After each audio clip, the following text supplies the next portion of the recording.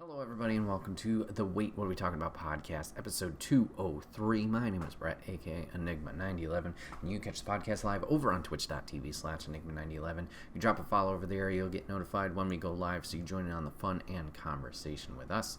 But if you can't catch it live, that's A-OK. Go over to YouTube and podcast services the very next week, where it's broken out topic by topic and put as one big video in MP3 for your amusement on the following Friday. Last but not least, wherever you're listening to this, watching this, if you drop a follow or subscription, it may seem small, it does help the channel grow, so if you take the time to do that, we would love and appreciate you for it.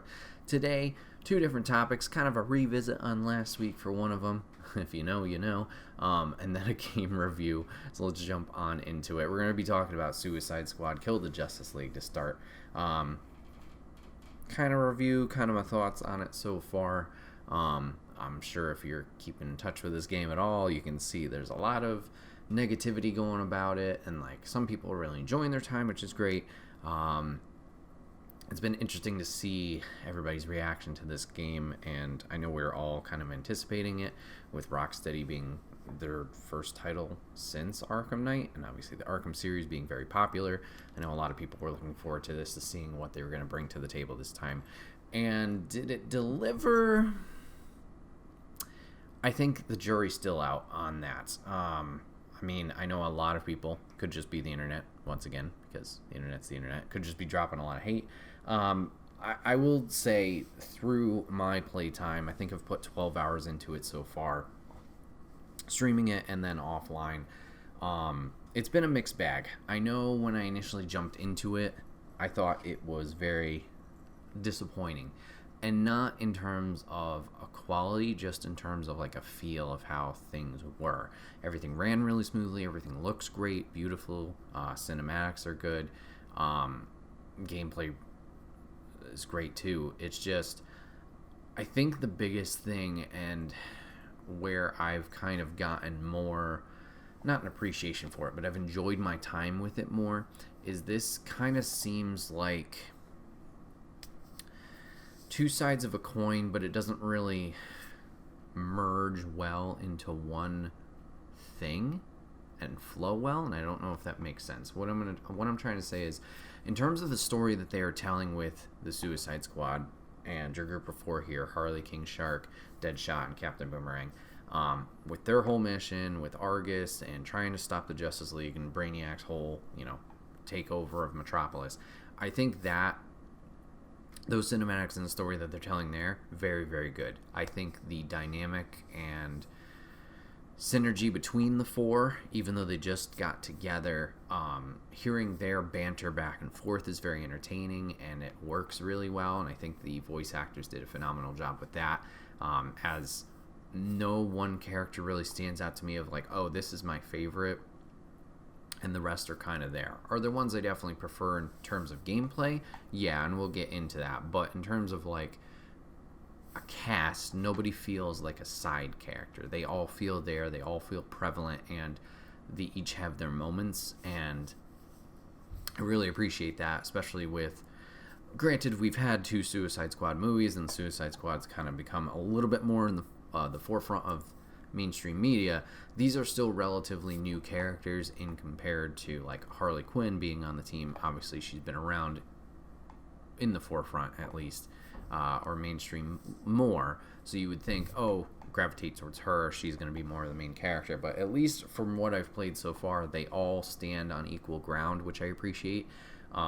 There's still more I'd like to get backstory wise in terms of Deadshot, Boomerang, and Shark, but in terms of their role in the story, it still feels, at least right now, that they're all equal footing, which I appreciate, and was a little worried going into this title when it was announced.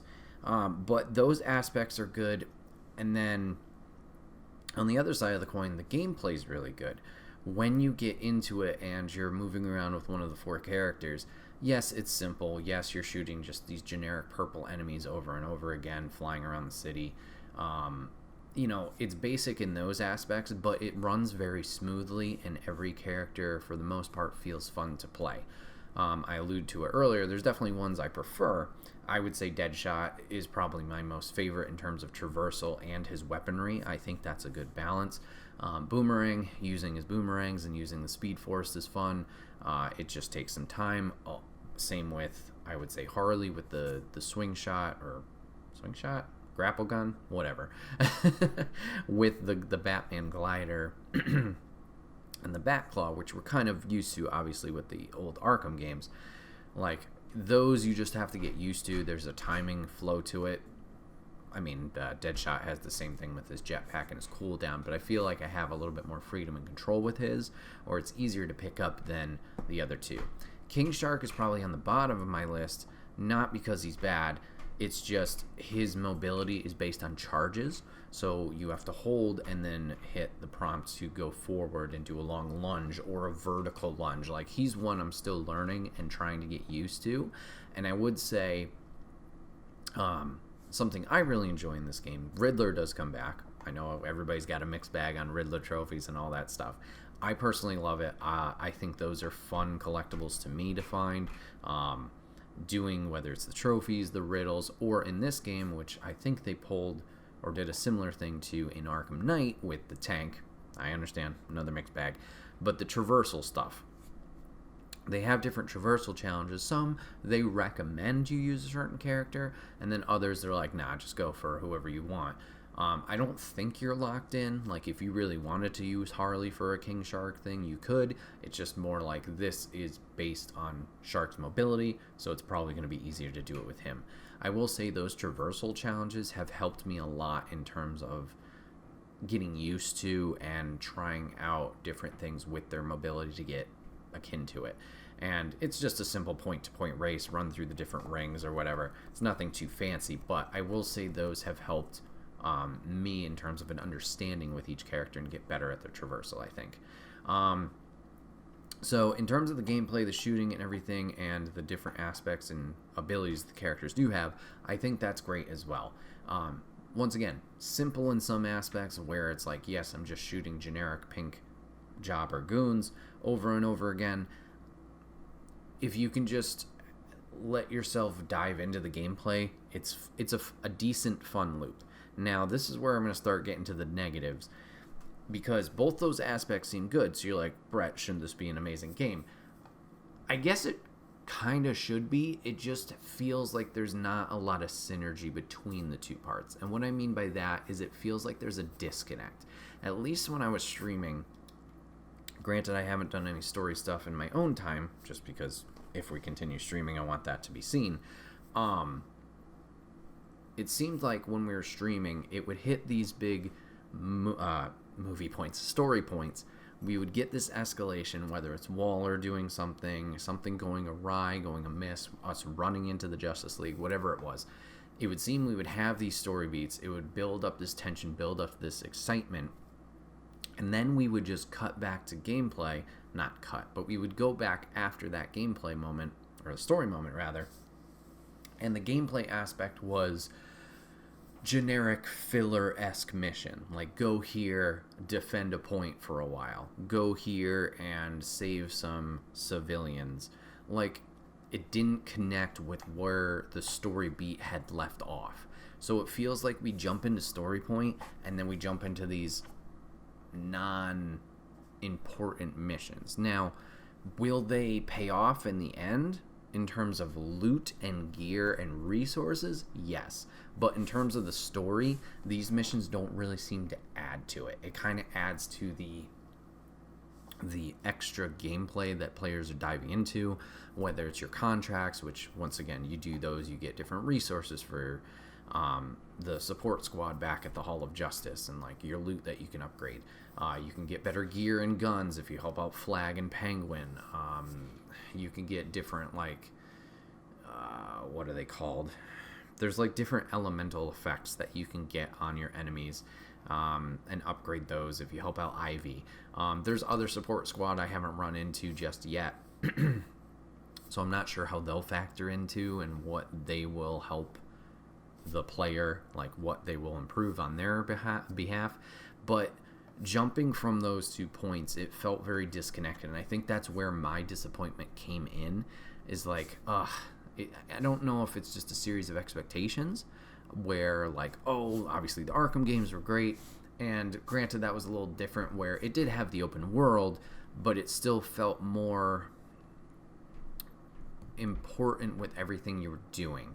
I would kind of relate this to a Gotham Knights. Gotham Knights had a high expectation, high bar set for it too, because it was, I think it was the Arkham Origins dev, which I'm sorry, I do not recall. I know it wasn't Rocksteady. But that at times also felt a little disjointed. Now, granted, it's been a little while since I played Gotham Knights, so my memory on it's a little hazy.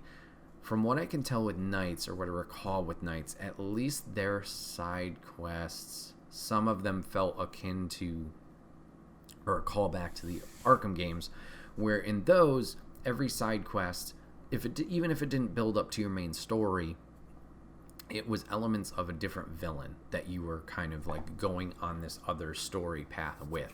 Some varied in lengths, like, Deacon Blackfire was very short. You had, across all 3 of them, you had Mr. Pig was a little bit shorter. You had Mr. Freeze's, which felt like a whole thing. I don't know. Sorry. So, at least when it branched out to this more open world from Arkham Asylum, where it was more contained, you're on the island, and everything there built into the finale of that game. There weren't any side quests unless you count the Riddler trophies, which fair. Then you got to City and Night, where you had your mainline story branch. So City, you're figuring out, what's going on with Hugo Strange, is that his name? Yeah. His whole arc, and there's that path with Joker as well, right? But then you have the branches off of Zsasz doing the phone calls, and Bane with his canisters, and Catwoman stuff. Like, you could go do those, but those had a narrative to them. Same with Night. You have, obviously, the Scarecrow and the Arkham Knight mainline, but then you can go help out Nightwing with Penguin stuff. Or you had, like I talked about earlier, the Pig stuff and Deacon Blackfire and other things you could do, but those felt like they had a stronger foot in terms of, like, I'm dealing with a supervillain. With the what we're doing in Suicide Squad, it just is generic beat up these goons. Not beat up, but shoot these goons. There's no substance behind it.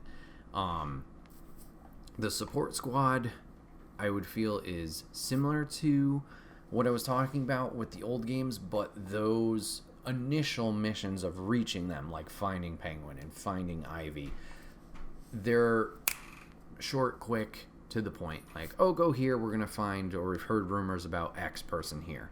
You're going to go get them, blah. And it's part of the main storyline. They're just not there. It's not all that big of a thing. And I guess slight spoiler here, because I don't know if he was in the trailers or anything like that, but I just wrapped up something with Lex Luthor. Luthor seemed like something like, oh, we're going to dive into it, and then he just kind of poofs, like it's done. That's where it's a little bit like, I don't know. It doesn't have these side quests of substance. It's just when you have these moment-to-moment, these in-betweens, the story point, it's just filler. Or it feels like filler, or it feels like generic shoot-'em-up multiplayer stuff. So I think that's where the disconnect comes from me. So I'm really enjoying this game now. Once again, I've been playing it more off-stream, so maybe it's also just like, this doesn't feel like a stream game because there's the breaks in between of like things happening. I don't know if it's that. But diving into it, like I said, those two sides of the coin feel really good. It just doesn't merge well into one game. Sounds weird. The synergy's not there. I guess. I don't know how to say this. Both aspects are good, but for some reason it feels off when you put them together. Now, granted, I haven't dived or delved into the multiplayer at all. I've been playing this completely single player. Just with the narrative, I felt like that was the better choice. So in terms of a multiplayer, I can't speak on like how it runs online, how it feels when you're all going around. I will say I do appreciate from the single player perspective seeing the other Suicide Squad members jumping around, diving, helping out, doing all the call outs, like I said, their banter along the way. I do really appreciate that. In terms of world building and compared to the original Arkham games, I think it's here. There's some really cool stuff. Like, I think the Batman experience, even if it was just a retelling of the first 3 games, minus Origins, I think that was really cool. That it was cute with the whole museum aesthetic. There's that you can dive into, and there's a few other buildings like the Hall of Justice. Daily Planet didn't really have it, but there's a few you can dive in, really see the lore and kind of the world building there. And obviously, if you're a DC fan, you get to eat all that up. In terms of like the Riddler stuff,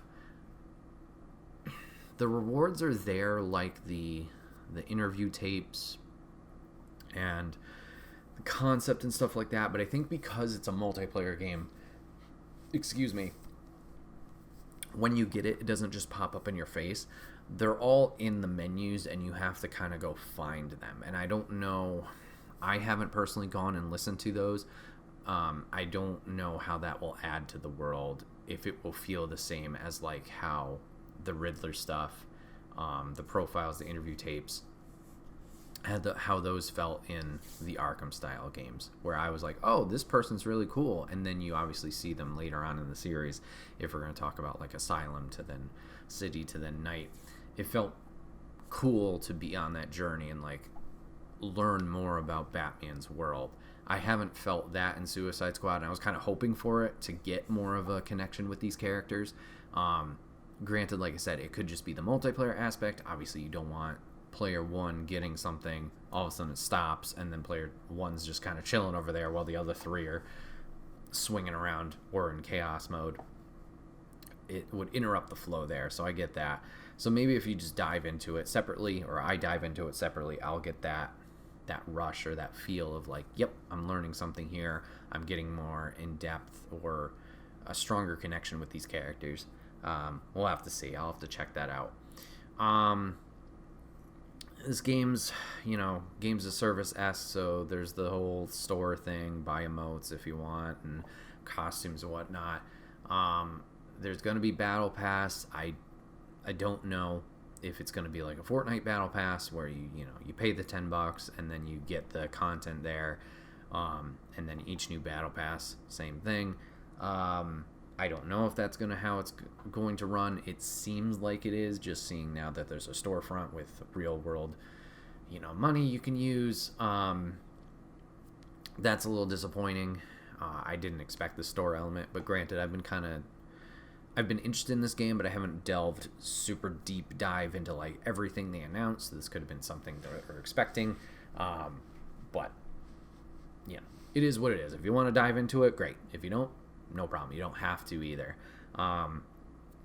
One thing I say that I will appreciate is you don't have to make this game your life. The first Battle Pass, Season Pass, whatever the fuck, Battle Pass, not Season Pass, sorry, whatever is coming out is not out yet. When it does come out, if you have been excited for this game or looking forward to this game, but then hearing all this chatter online, you're like, I don't know if I should get it right now.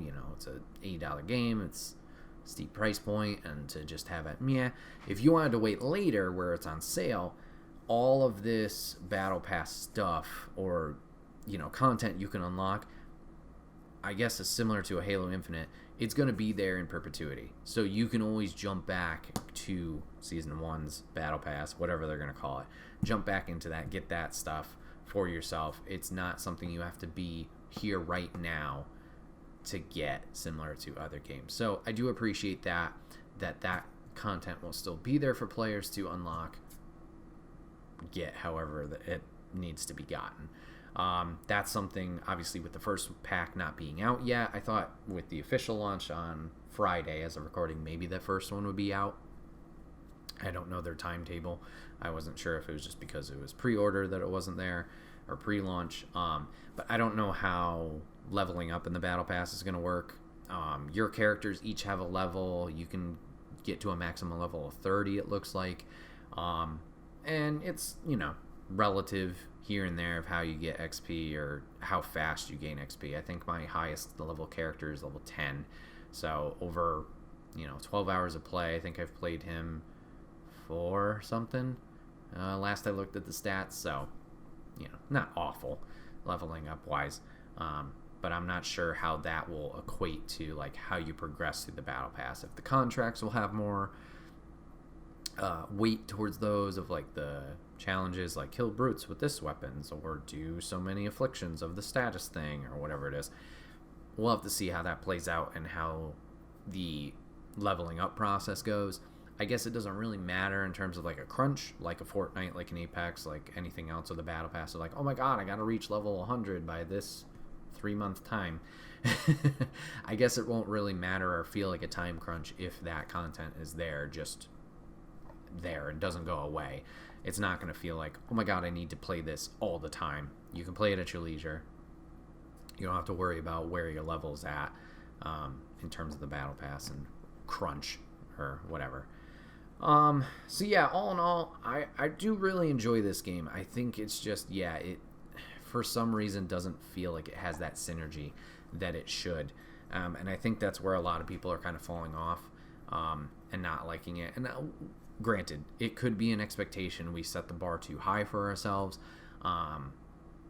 And I'm guilty of that too. Just being like, no, this isn't what I wanted. Similar to a Gotham Knights. But then again, I really loved Gotham Knights once I delved into it and spent the time there. I think just face value, maybe it just didn't hit where we were expecting it to. And that's mixed bag of fair, unfair. But yeah, I really enjoy both aspects of it. So I fully plan on continue playing it, and maybe even going for the platinum. I'm enjoying my time with it. Like I said, story's fantastic from what I've played and seen. The gameplay runs smooth and is a good time as well. It's just those connecting points where it's like, this is a weird ebb and flow. Would I recommend it?